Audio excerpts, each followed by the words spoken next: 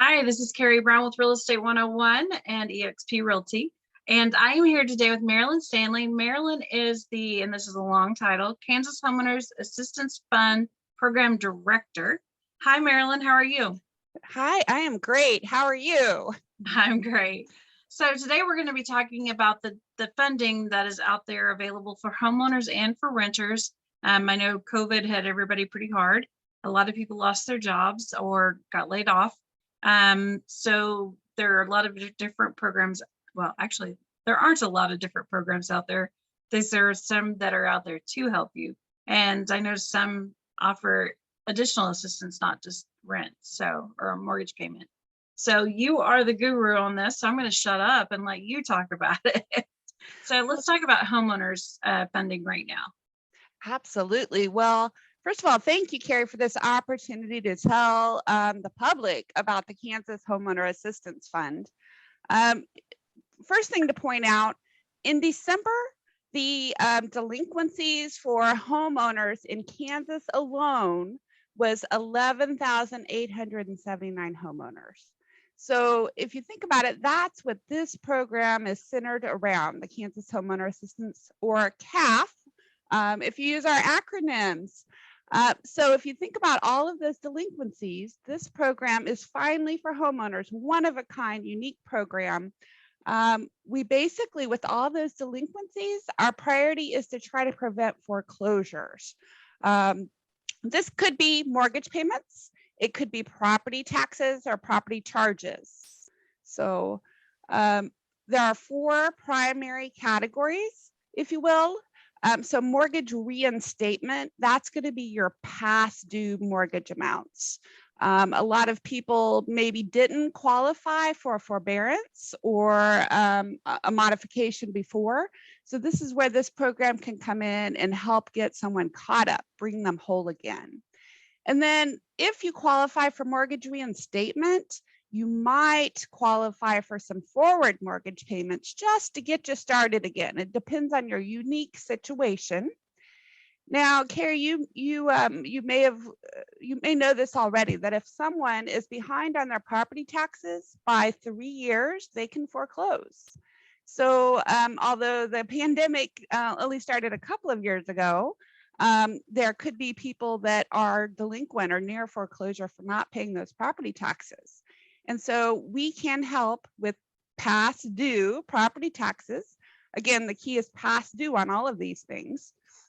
And if you qualify for those, the mortgage reinstatement or property charge assistance, then you might be able to get a little bit of help on utilities or broadband. So it's important to note this is different than the Kansas Emergency Rental Assistance Program for the renters. I think most people are aware of that program now.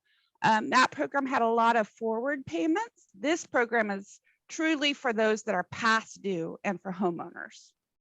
So I noticed on the website that it talks about meeting the federal guidelines. So what are the federal guidelines? Absolutely. Federal guidelines include one, income. So a homeowner cannot exceed 150% of area median income for the county they live in and the household size. So someone might say, what is that? I'm going to give you an example. So for Wyandotte County, for example, a family of 4 cannot exceed an annual income of $145,200. So you might think, wow, that's actually pretty high. So again, such a unique program that the income levels are for moderate income. It's not just the lower income ranges. Oh, that's awesome. So demonstrating a hardship, that's another requirement. So what would that be? Yes, absolutely. So basically our system asks, have you had a hardship since January of 2020 related or compared to the pandemic? So it could very well be that maybe you lost a job, so you had a reduction in income. Maybe you were laid off, again, reduction in income. Maybe you had to stay home and care for your children while they did homeschool, right? Zoom school, if you will. And so you had a reduction in income. Or maybe you had to pay for some childcare to care for your kids while you went to work, and that childcare provider did Zoom school with them.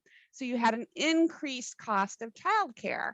So depending on what it was related to COVID, again, it has to have happened after January 2020, and it could still be happening right now because our lives have changed.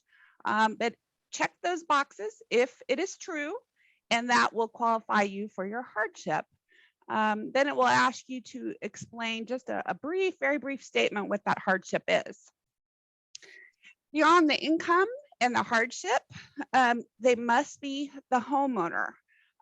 It cannot be a vacation house, or it can't be that it's your business and you're a landlord and it's for your rental unit. It must be your primary residence, and it must be physically located in Kansas.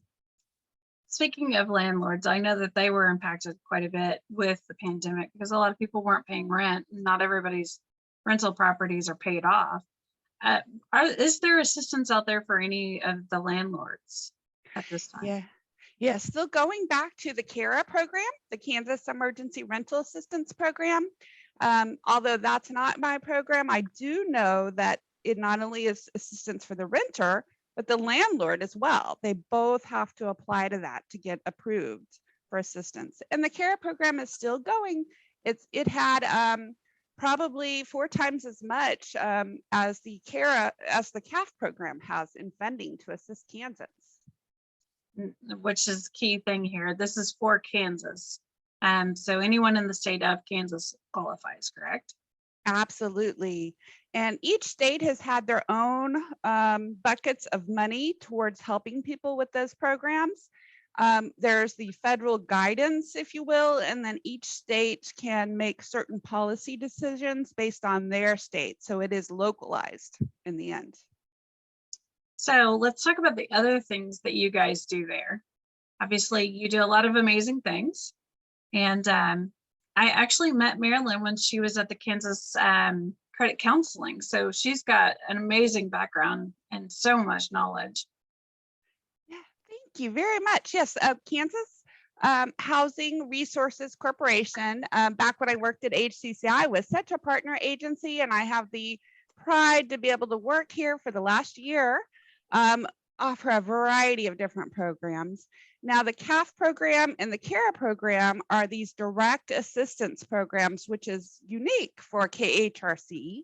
Our traditional programs are providing grants, funding sources, and having compliance, all of those things to go along with federal programs.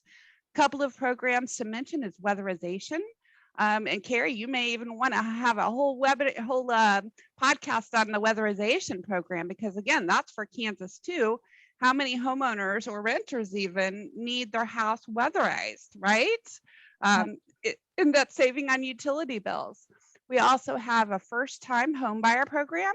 That's not for the MSAs, not for the Topeka, Lawrence, Kansas City, Wichita, but it's for the rest of Kansas.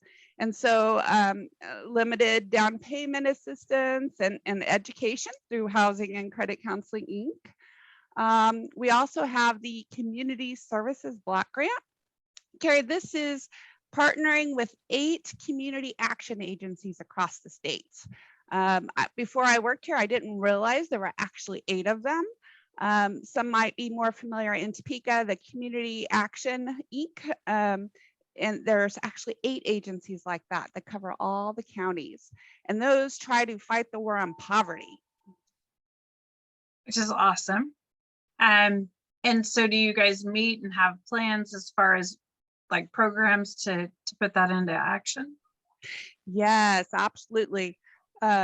We've got the 8 community action agencies partner not only with each other, but nationwide as well. And they have a variety of different programs. Sometimes it's basic assistance. Other times it could be that they're actually trying to do case management. And even one has tiny homes project where they have the tiny homes in their community. It's pretty amazing. Oh, wow. I actually was in Florida the other day and saw an actual restaurant that was built with railroad cars.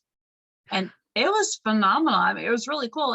And I didn't realize that they can withstand up to 180 mile an hour straight line winds. Just what we need in Kansas, I right? know, right? Like, might want to think about a shelter of some sort. That's right. That's right. Well, KHRC recently completed a housing study, if you will, across the whole state of Kansas. And if anyone would like to learn more about it, it actually covers the variety of different kinds of housing there are. Some maybe we haven't been introduced to before in Kansas. And so it's exciting to see a forward-looking, what kind of housing do we need in Kansas?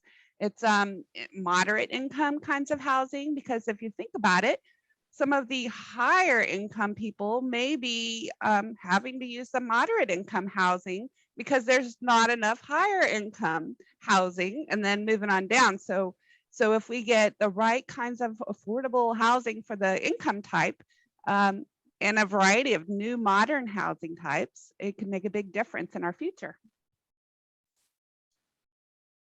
Thank you so much for coming on. So if someone has the need, how would they get a hold of you?